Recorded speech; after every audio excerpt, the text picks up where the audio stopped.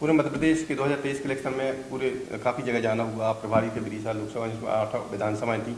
उन विधानसभाओं में बड़े बड़े नेता, दिग्गज नेता आए हुए आपके, कांग्रेस से भी आ रहे हैं, बीजेपी से भी आ रहे हैं। इवन प्रधानमंत्री मोदी जी का भी कई बार ट्रिप हुआ, राहुल गांधी जी आए हुए हैं। तो आपकी जितनी भी लोकसभा थी, बात करते हैं स्पेशली अब आपकी 8 विधानसभाओं की, ऐसे कौन कौन से दिग्गज नेता हैं जो आए आपके साथ, जनसंपर्क में बादल किया, रैली ली और उसका प्रभाव पड़ा, कहीं लगा? हाँ बिल्कुल। अभी तो रिसेंटली कल ही राहुल जी का दौरा हुआ है विदिशा असेंबली में। उससे पहले कमलनाथ जी का दौरा हुआ सांची में। उससे पहले प्रियंका गांधी जी का दौरा हुआ खातेगांव में। तो इन चीज़ों का असर पड़ता है। जो जो सेंट्रल लीडरशिप आती है वो उनसे लोगों में एक आशा जगती है कि हमारे लोकल लीडर जो बोल रहे हैं उसको केंद्रीय नेतृत्व मानता है। कल को अगर हमारे यहाँ के नेता जो हैं उन चीज़ों को धरातल पे नहीं उतारते हैं तो केंद्रीय नेतृत्व उसका संज्ञान लेगा। ये लोगों में आस जगती है। और राहुल जी, प्रियंका जी, खड़गे जी ये केंद्रीय नेतृत्व के हिस्सेदार हैं और गांधी नेहरू परिवार से आते हैं। उनकी एक लोगों में स्नेह है, प्यार है, लोगों में उनके प्रति एक आस्था है कि ये लोग झूठ नहीं बोलते हैं। देखिए, बीच में ऐसा हो गया था कि एक ही विधानसभा, आप ही की विधानसभाओं की बात करते हैं कि 8 विधानसभाओं में सभी उम्मीदवार हैं, 4-4 इस टाइप के उम्मीदवार हैं जिनकी टिकट कंफर्म थी। फिर आपने एक का नाम ओपन किया। बाकी के लोगों का जो माहौल है, कैसे मैनेज किया आपने? मतलब बाकी के लोग बिल्कुल, जब अभी राहुल गांधी की रैली में देखा कि सभी लोग वहाँ उपस्थित हुए और सभी लोगों ने उन जनसंपर्क किया, सब सहयोग कर रहे थे, तो बाकी के लोगों को कुछ मतलब लॉलीपॉप दिया गया है या फिर बाकी कुछ होगा उसमें? नहीं, आप ये मान के चलिए जो भी टिकट मांग रहे थे सारे कांग्रेस विचारधारा है। टिकट तो एक को मिलेगी, वो मिली। और जो बाकी लोग होते हैं उनको मान सम्मान चाहिए होता है।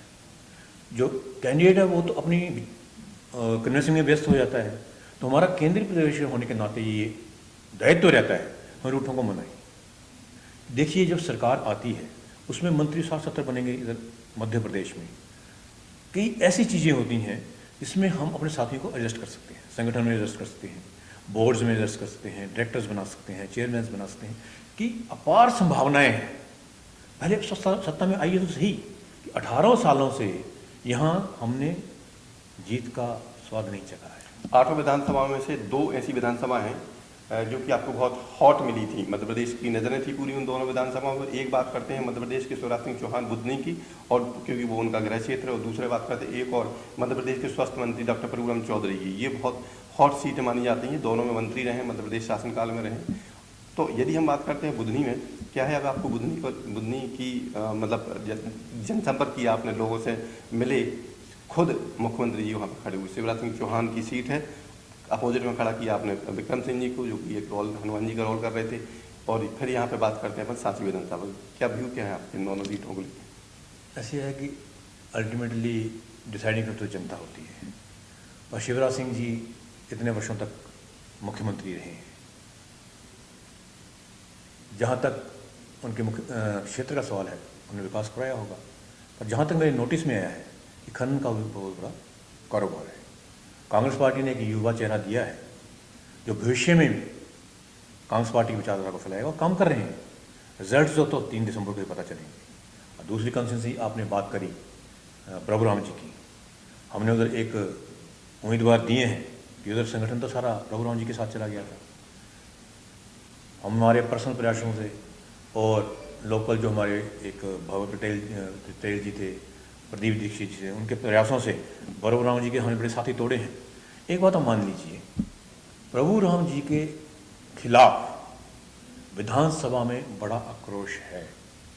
अब जो हमारी पार्टी के उम्मीदवार हैं उस आक्रोश को, उनके खिलाफ जो आक्रोश है प्रभुराम जी के प्रति अगेंस्ट, उसको वो वोटों में कन्वर्ट कर पाते हैं नहीं, वो उम्मीदवार पर डिपेंड करता है। ये उम्मीदवार तो कांग्रेस की विचारधारा पर इलेक्शन लड़ेगा, पर पर्सनल रेकॉर्ड भी डिपेंड करता है। देखिए, ये भी अभी आपने देखा, 2 दिन पहले ही मेरा इंटरव्यू था डॉक्टर प्रभुराम चौधरी जी के साथ, और इंटरव्यू लिया गया, अच्छे से बात हुई। पूछा मैंने उनसे खुद ही कि क्या लग रहा है आपको, कि क्योंकि जनता कह रही थी कि पूरा 18 साल का यदि हम रिकॉर्ड देखते हैं यहाँ पर, जितनी 18 मतलब लगातार विधानसभा में, वहाँ पर सिर्फ प्रत्याशी खड़े हुए, चाहे वो बीजेपी से हों चाहे कांग्रेस से हों, वहाँ पर विधायक तो सिर्फ डॉक्टर ही बन रहे हैं।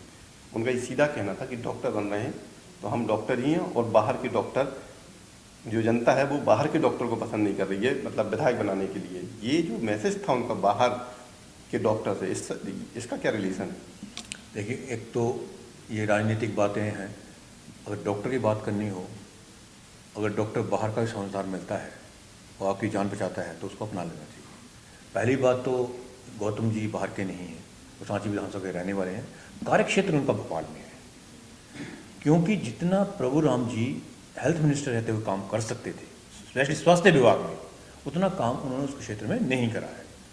इस बात का गवाह ये है कि जब वो खुद बीमार होते हैं तो वो लोकल हॉस्पिटल जाने के बजाय भोपाल के प्राइवेट हॉस्पिटल जाना पसंद करते हैं। उनको तो ये आदर्श विधानसभा क्षेत्र बनाना चाहिए था, पार्टिकुलरली स्वास्थ्य के मामले में।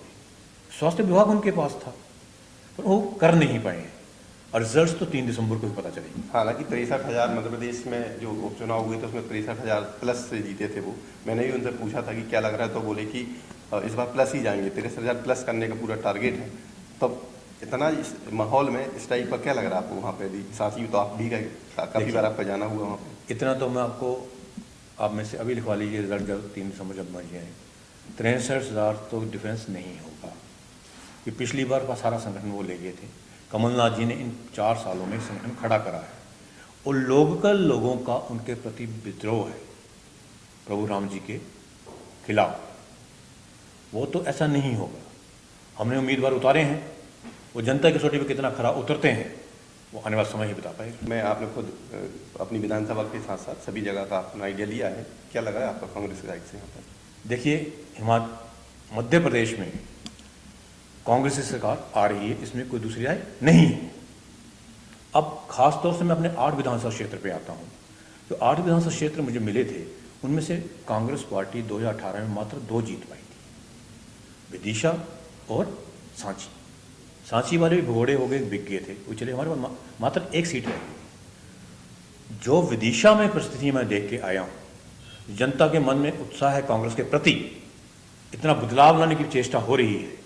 मैं तो ये आपको एक जो अपना आकलन है, आज की तारीख में 15 तारीख तक मैं बोल रहा हूँ, मुझे लगता है, चाहूँगा तो मैं ये कि मुझे 100% मार्क्स मिले, पर एक धरातल की रिपोर्ट के मुताबिक जो मेरे साथी ने दी है, मैं खुद जाके देखा है, हम 6 सीटों पे सशक्त हैं। तो मतलब आपने एक्सेप्ट कर लिया कि सांची और बुधनी विधानसभा हार रहे हैं? मैं यह नहीं बोला है, क्योंकि 6 बोला है मैंने कि सशक्त है। 2 में जीत सकते हैं, 2 वो भी होती हैं, 2 और भी होती हैं। क्योंकि ऐसा है कि 2 दिन में बड़ा कुछ चलता है, और बीजेपी पैसे के बल पे बड़ा कुछ करती तो है। मध्य प्रदेश में कितनी सीटें लाने की चल रहा है कांग्रेस साइड से? और 150 पार समझिए, 100%। धन्यवाद हमारे स्टूडियो में आने के लिए। आपका बहुत बहुत धन्यवाद डॉक्टर राजेश शर्मा जी। आपसे मुलाकात करें बहुत अच्छा लगा, आपके व्यू जनता ने जाने। तो ये थे हमारे साथ डॉक्टर राजेश शर्मा, हिमाचल प्रदेश के कोषाध्यक्ष हैं कांग्रेस, और AICC यहाँ पे ऑब्जर्व भी रहे हैं।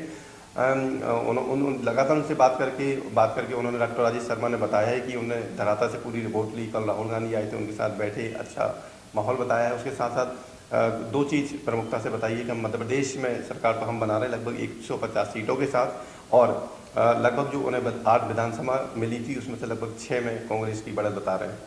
तो ऐसा लग रहा है बातों से कि आगे 2023 में जो भी जनता किसी को भी पक्ष वोट दे, ये तो आने वाले समय में रिजल्ट से 3 दिसंबर को ही पता चलेगा।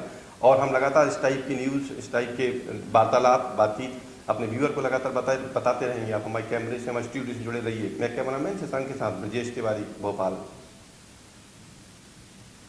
हमसे जुड़े रहने के लिए हमारे YouTube चैनल को सब्सक्राइब करें और नई वीडियो की नोटिफिकेशन के लिए बेल आइकॉन को दबाएं। अगर आप ये वीडियो Facebook पर देख रहे हैं तो लाइक जरूर करें और ज्यादा से ज्यादा शेयर करें। धन्यवाद।